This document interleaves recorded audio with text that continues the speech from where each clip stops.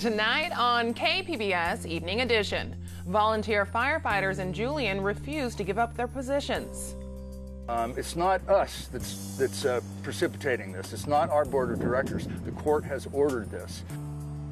Why the firefighters are holed up in their former station and how the county is responding.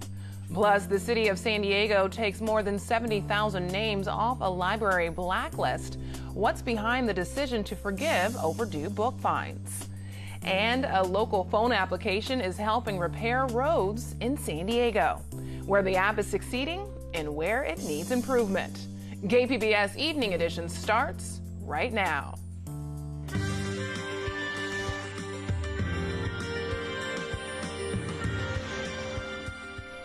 Good evening. It's Tuesday, April 9th. Thanks for joining us. I'm Ebone Monet. Residents in the Julian-Cuyamaca area have voted to dissolve the last all-volunteer fire department in the region.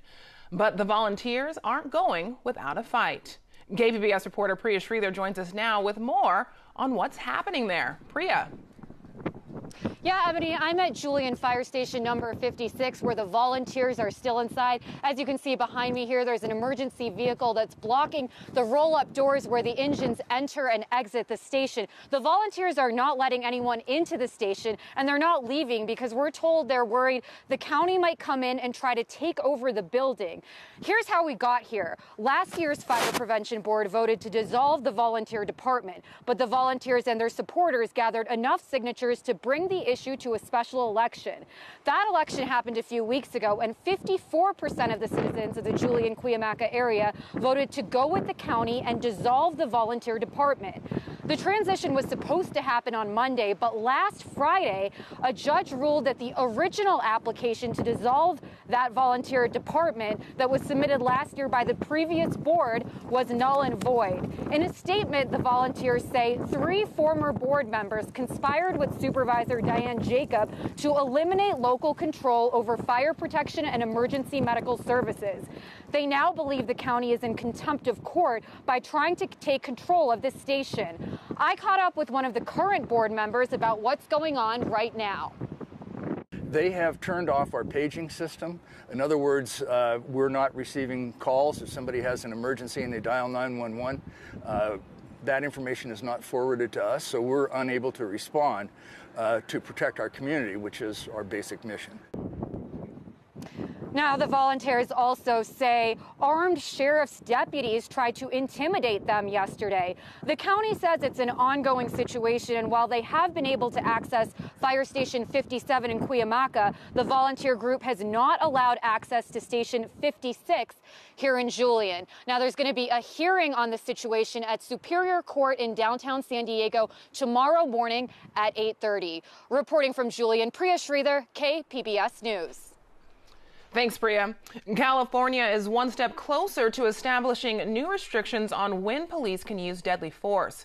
During an emotionally charged hearing today, the Assembly Public Safety Committee advanced a bill that would change the law so police officers can only use deadly force when it's reasonable, meaning they must consider other options if possible.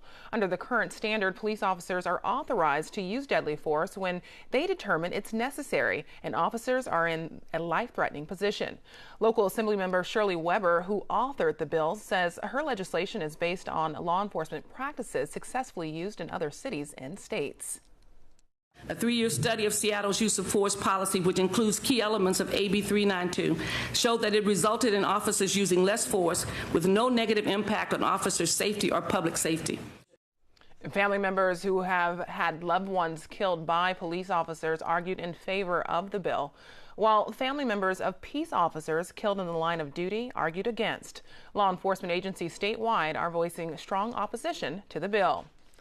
This week, some San Diego delivery drivers, lab workers, and emergency responders are taking a class on how to protect themselves against fentanyl.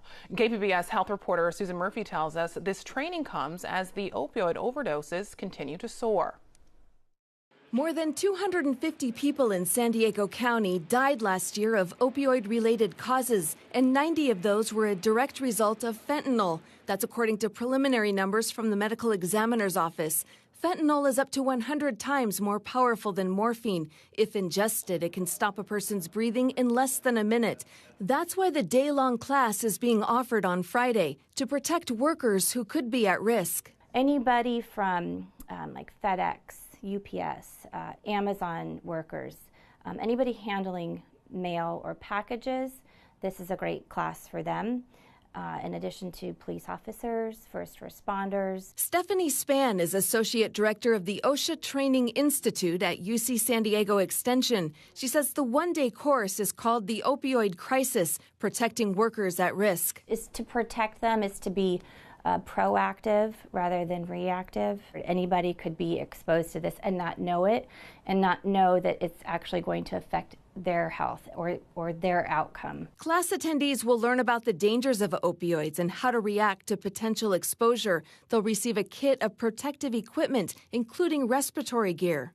Opioid fatalities in San Diego County are nearly triple the number of reported deaths in 2016. According to the Centers for Disease Control, deaths nationwide from the powerful synthetic drug skyrocketed more than 1,000% from 2011 to 2016. Susan Murphy, KPBS News. To learn more about the class, visit kpbs.org.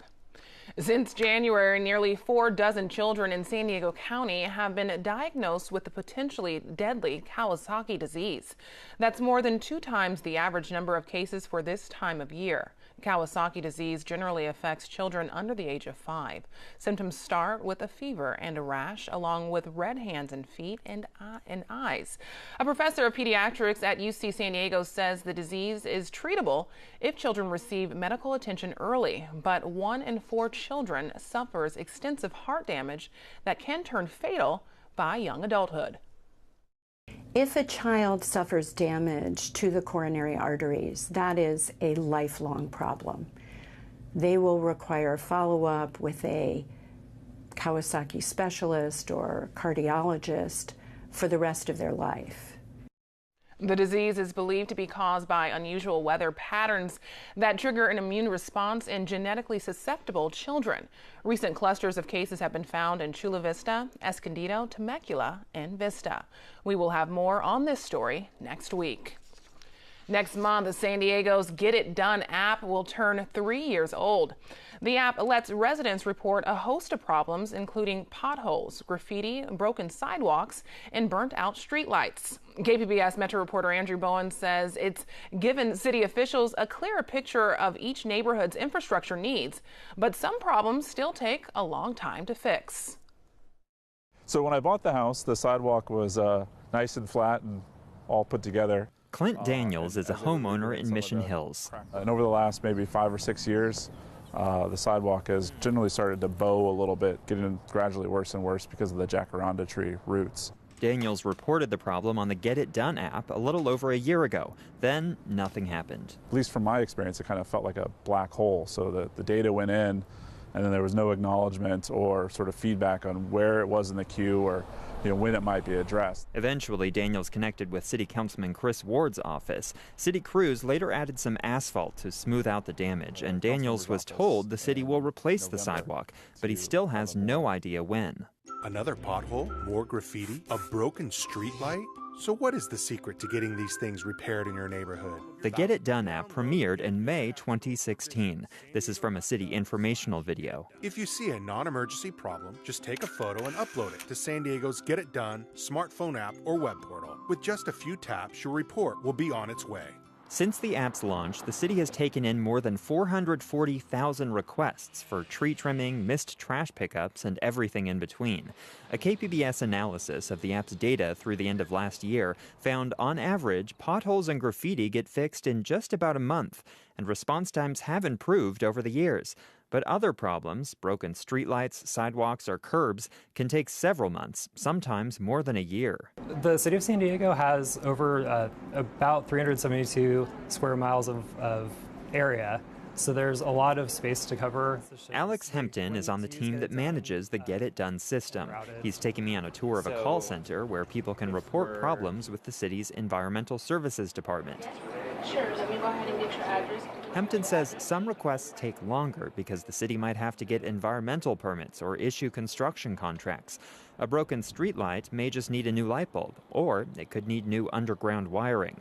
Hempton says the app is a work in progress. If you have something that's been in review or in the system for a while, it would be nice to get some updates to know what's happening. So we're always looking with Get It Done at the customer experience and how we can improve it. Requests are also prioritized. Those that pose a public safety issue get to jump the line.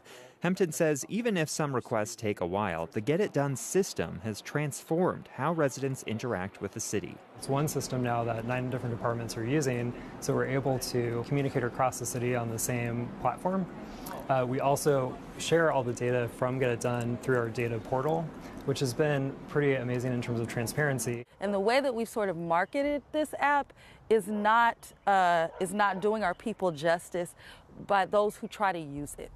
When it comes to sidewalk problems, City Councilwoman Monica Montgomery has more than her share. We meet in a part of Paradise Hills that has no sidewalks at all. As you talk to constituents, you will see that this has been a priority for decades. Montgomery says most residents understand problems don't get fixed overnight. We don't want things that are reported in the Get It Done app to fall through sort of a black hole. We want to be able to communicate with the people that use the app because we've pushed the app out so much. The least we can do is to communicate with those folks, to let them know where their request is, and really try to stick to the timelines that we give to people. Clint Daniels sees another problem: money. The city needs an extra $125 million over the next 5 years just to get its sidewalks back into good shape. When things like a sidewalk go unrepaired and we're trying to focus on, improving walking and biking in the city, I think that says something about the priorities of, where the city really is. The city's money problems are not going away. Later this week, Mayor Kevin Faulconer is scheduled to release his proposed budget for the next fiscal year. He's expected to have to close a deficit of more than $73 million. Andrew Bowen, KPBS News. Watch KPBS Evening Edition Friday for coverage of what's in the mayor's next proposed budget. The city of San Diego waives more than $2 million in library fines. As KPBS reporter Matt Hoffman reports, this means people who were banned due to late fees are now welcome back.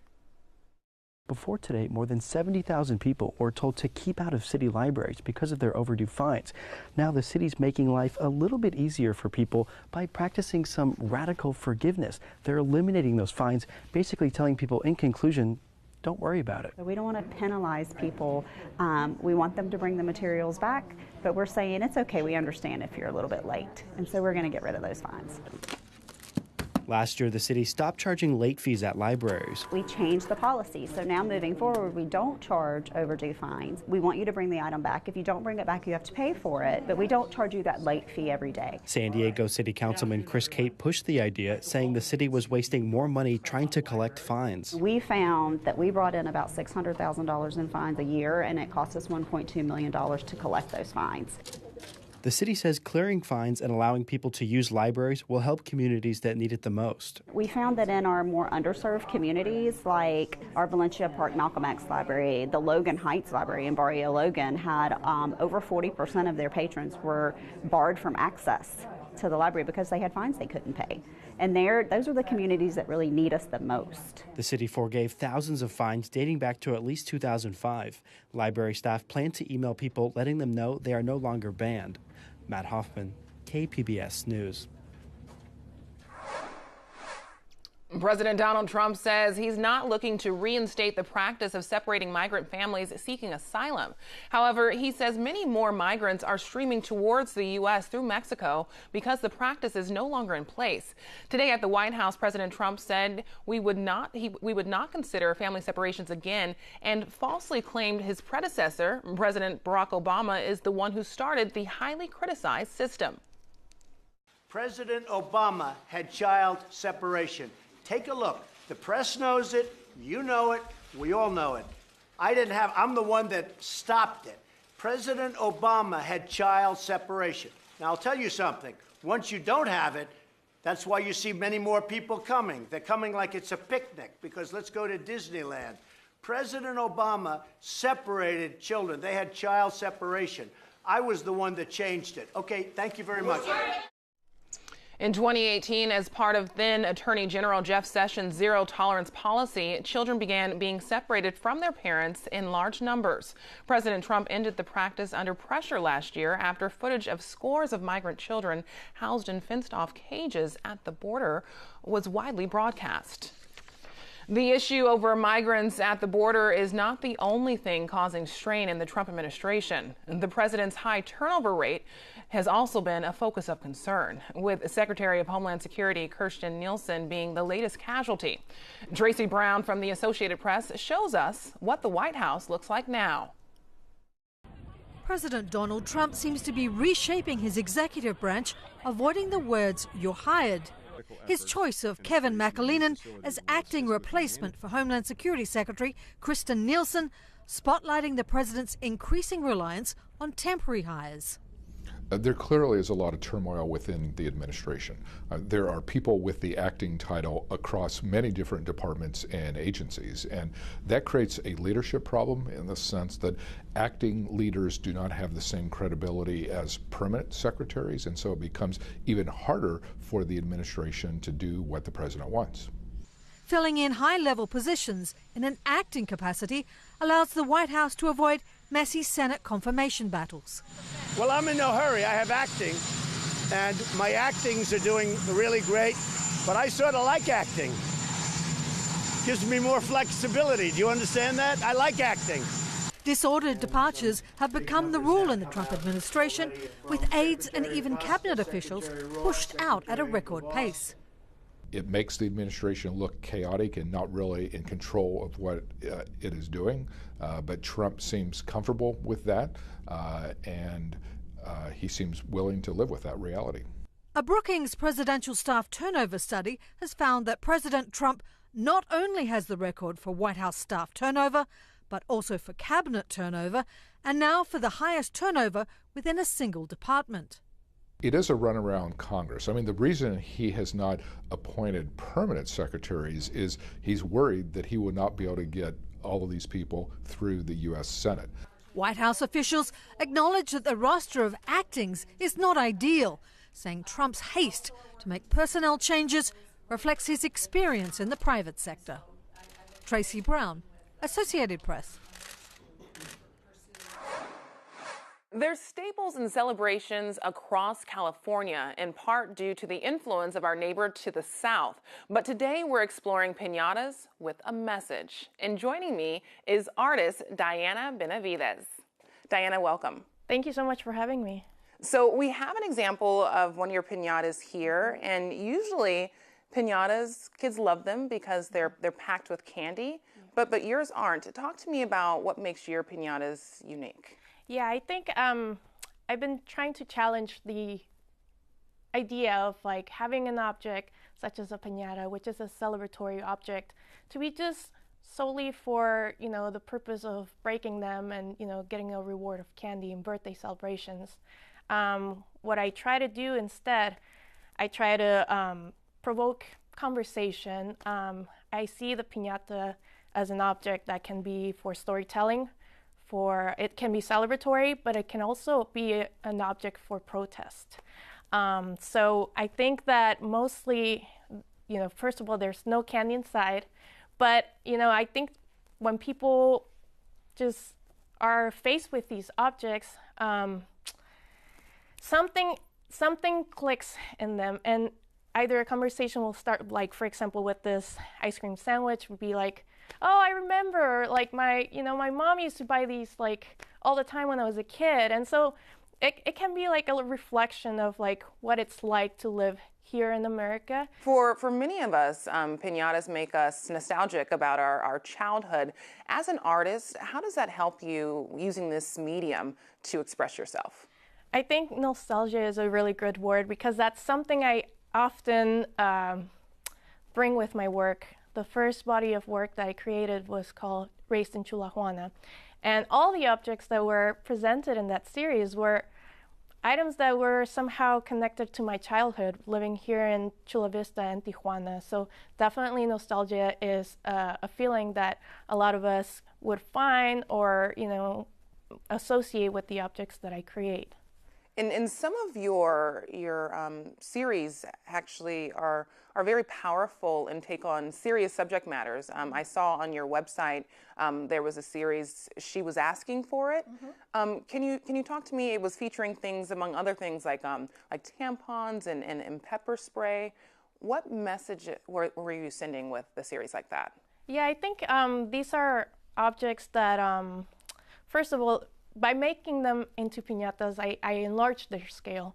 Usually these objects would be very small. Their design is to make them almost invisible, right? Like we're trying to hide our periods by making tiny little tampons, as discreet as they can.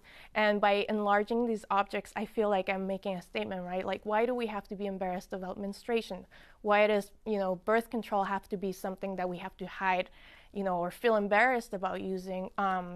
The can of maize is actually a representation of something that I encountered. I was, unappropriately touched in the street by a man, and after that incident, I was carrying with me that same version of a little pepper spray with me.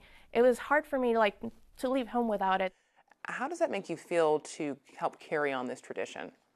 Well, it's beautiful for me to be able to embrace my Mexican heritage through arts and crafts and folklore. I think that, as someone who's always dealing with identity issues of, do I belong in the United States? Do I belong in Mexico? For me, being able to make piñatas that are reflection of my life in both sides of each country, I think that helps me a lot to kind of bring everything together and turn this hybrid identity into an object that's, related to my culture in Mexico, but also into my culture here in America. And if somebody wanted to see your art or maybe purchase your art, tell people where they can learn more. Yeah, they can visit my website is dianabenavides.com. Diana, thank you so much. Thank you so much. I'm Judy Woodruff. Tonight on the NewsHour, Attorney General William Barr says he will deliver the Mueller report to Congress within a week. Coming up at 7 after Evening Edition on KPBS. In many parts of the county, our weather changed today from sunny to cloudy skies. Meteorologist Aaron Calandra shows us now what we can expect for the rest of the week. Well, not much going on here across San Diego today. Maybe a couple clouds moving through, but all in all, we are seeing a pretty quiet day. Nice warm temperatures. Notice to the north of us, there is some precipitation. The mountains seeing a little bit of snow and even a little bit of rain reaching just north of Los Angeles. Places like Bakersfield, for example. Seeing a couple of showers around, not reaching us, but there is a chance that we could see a couple of showers Thursday night into Friday. So for tonight, it's going to be quiet, 58 degrees in the metro. In Ramona, 41 degrees, El Cajon at 51, and Mount Laguna, chilly, 35 degrees there. Now, we are going to see a change as far as temperatures. We're going to see some gustier conditions, and temperatures will drop by a couple of degrees with a big dip in the jet stream there. So for tomorrow, we're still looking pretty pleasant at 72 in San Diego, Mount Laguna at 56 for the high in Borrego Springs in those mid-80s. Late week, well, this is when we could see a chance of showers. A low pressure system diving down to the south. The best chance will be in those interior areas, like around the mountains. That's where we could see some of those showers, but there is a chance this low pressure system could go a little bit further off to the east rather than south, and that would keep us pretty dry. So here we are with the extended forecast, looking good Thursday at 72, and then that chilly air moves into place, 69 degrees on Friday. Pleasant again for the weekend with sunshine, temperatures in the 70s. Inland, it's going to remain sunny and nice. Temperatures on Thursday at 75. But again, getting a bit cooler on Friday. We rebound to those mid-70s, though, for the weekend. And in the deserts, again, chance of seeing a shower popping up Friday. Not as warm, 76 degrees. We go from the 80s to the 70s. But by the weekend, we are back up to those 80s.